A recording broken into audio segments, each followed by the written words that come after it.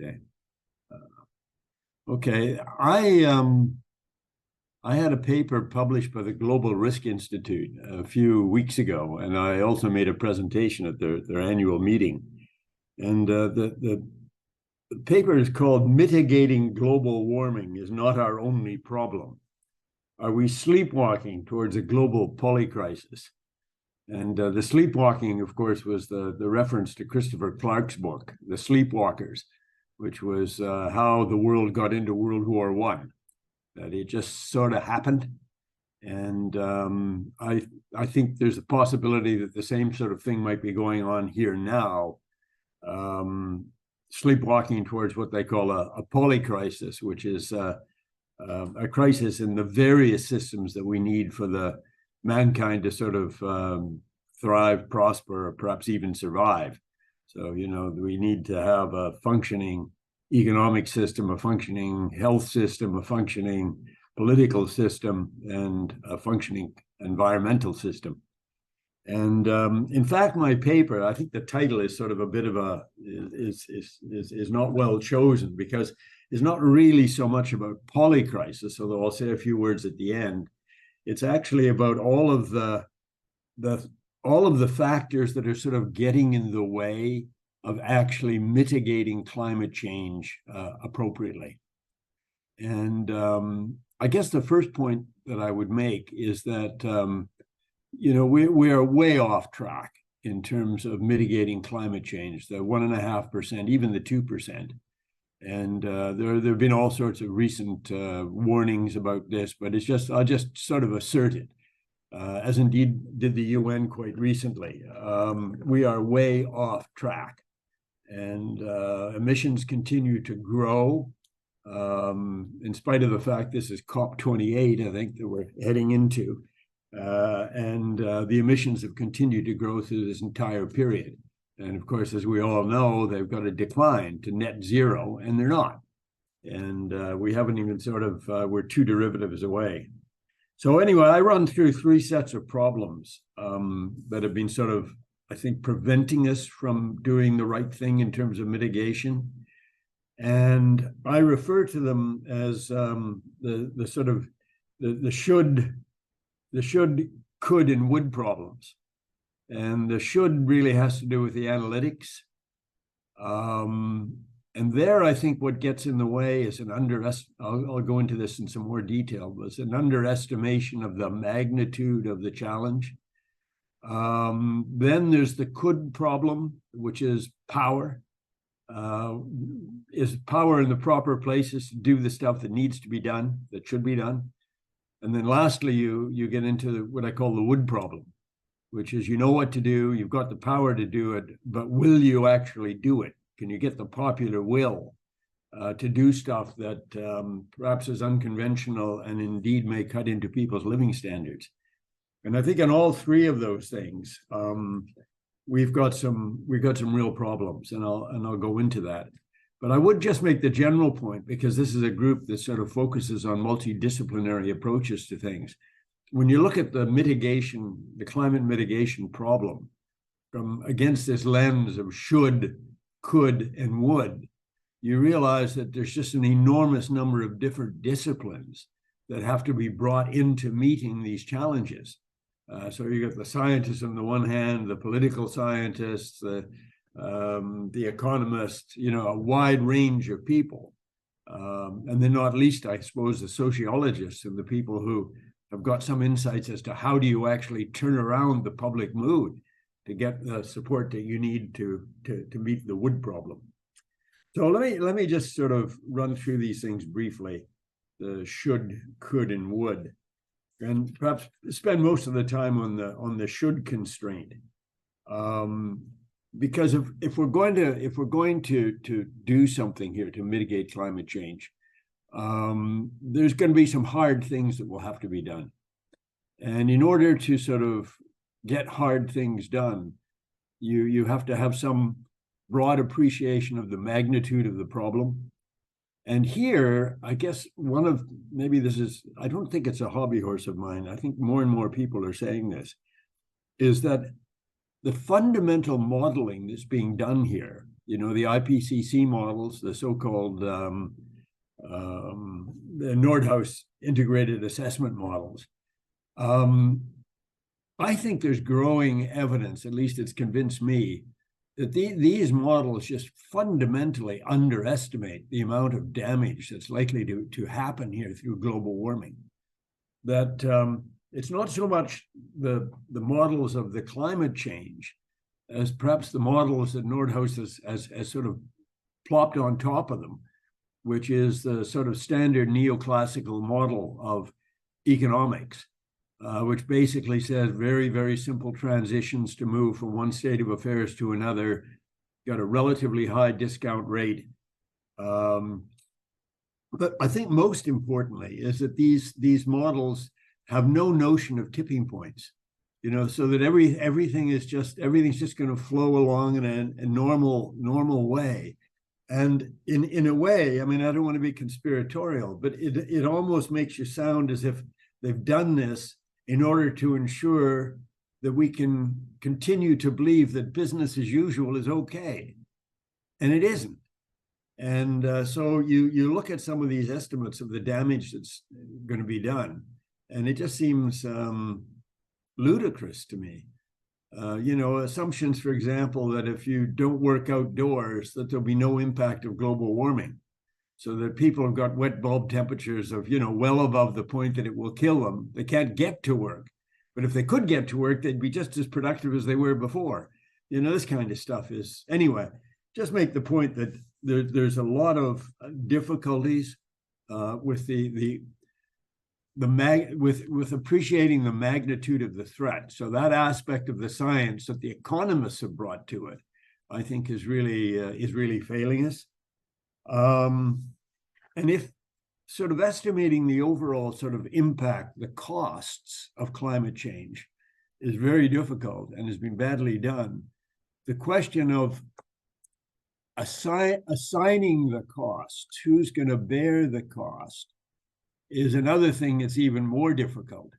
And of course, with the Global Risk Institute, these are people that are worried about sort of, financial risk within the financial system. This was very much what they were interested in. And again, this is just an enormously difficult problem.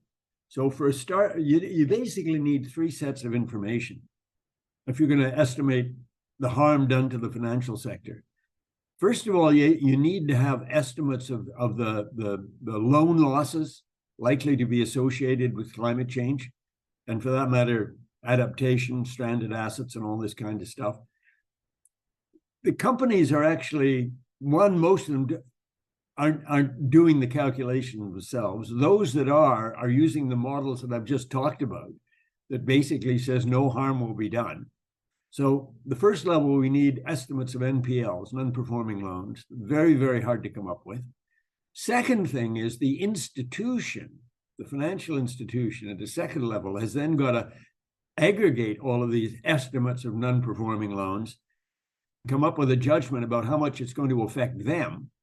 And then somebody else, this is the third layer of difficulty, has got to say, looking at the interaction between these institutions that have all got problems, what does it mean for the system as a whole? And we don't really have models of systemic problems in financial markets that are adequate to the task. Okay, so at all three levels, we've got a big problem. And then, of course, if you were able to calculate the damage being done to the financial system by climate change, okay, then you'd have to go on one further step down the iteration to say, when the financial system falls apart, what's the implication for the economy? And then what's the implication of the economic losses for the NPLs? And so it continues in a kind of infinite progression. So on that front, I think we've got some really big problems. One of the points, and I'll make this because there was a guy there from the University of Waterloo, actually, worried about climate change, and talking about insurance. That insurance, in a certain way, cost of insurance is a kind of canary in the mine shaft. And cost of insurance for houses in the light of forest fires, flooding, This chap, I'm sorry, I've forgotten his name now, was saying that he thought 10% of the houses in Canada are already effectively uninsurable. And it's the same thing in the United States. And the real worry would be, as you think about these sort of financial losses associated with climate change, is that the markets are ignoring all this stuff right at the moment. But at a certain point, what the economists would call a Minsky moment, when the financial markets wake up to the underlying reality, then you could see a sudden repricing of many of these financial assets that would have big implications for the economy more broadly. So one problem here is all within the should sort of framework, is we're underestimating the overall costs of climate change.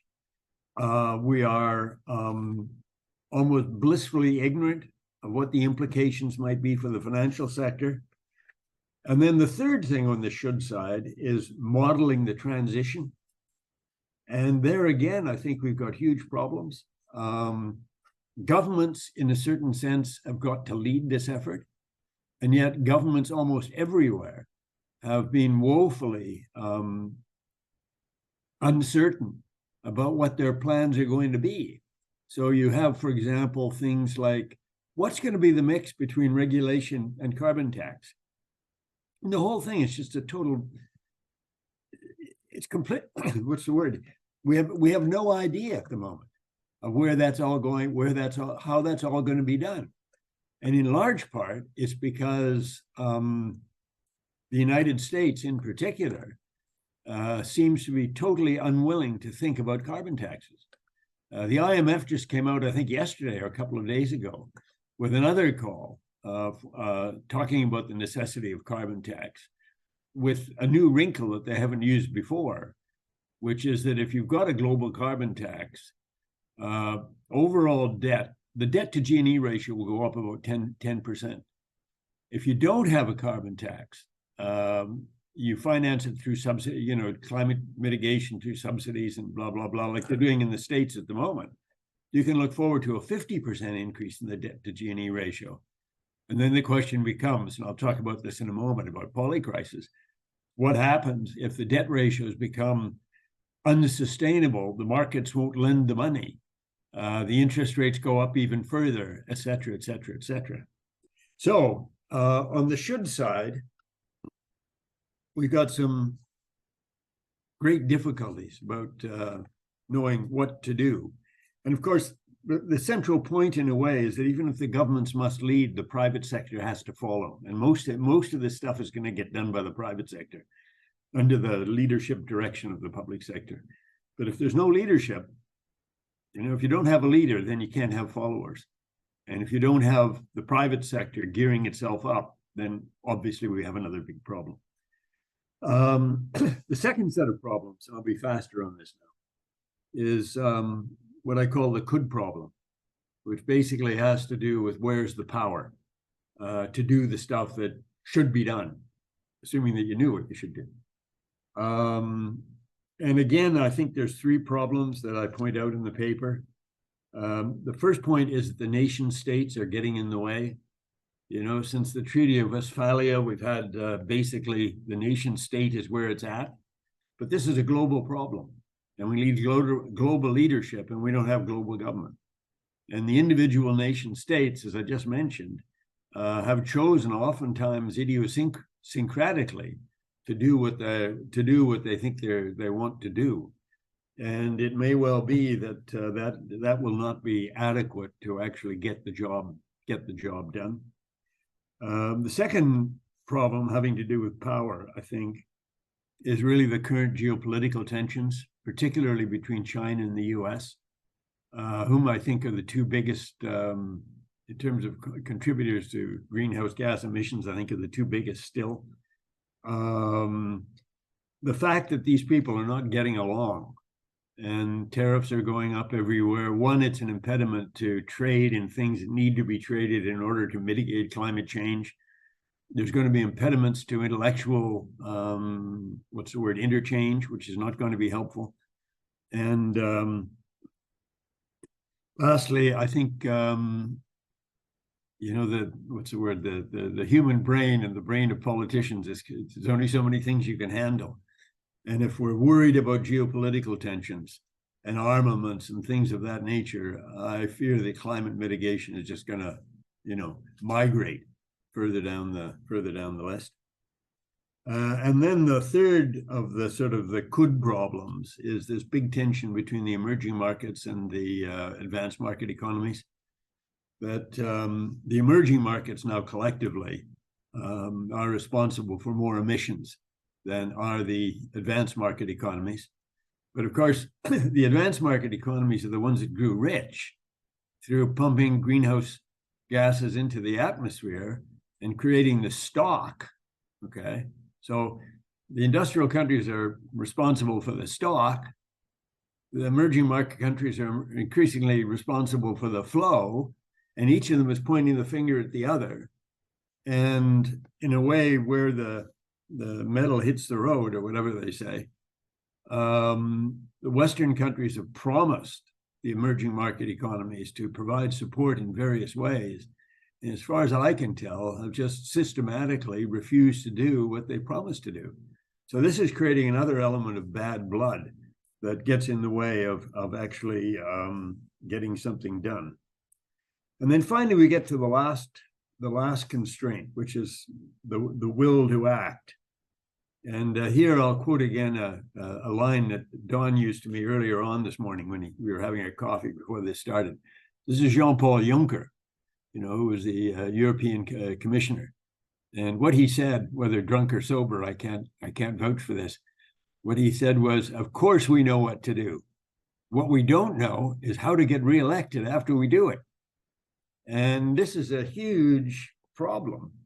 But again, if I said there's a problem of national leadership, there's a problem of international leadership as well. That the politicians don't want to lead because they're frightened of what telling the truth will mean for the re-election prospects. The problem of sort of getting the public behind you is that virtually everywhere, the public says they really recognize the value of net zero. This is where we've got to go. But the minute you start saying you have to pay for it, then you find the electorate balking at it.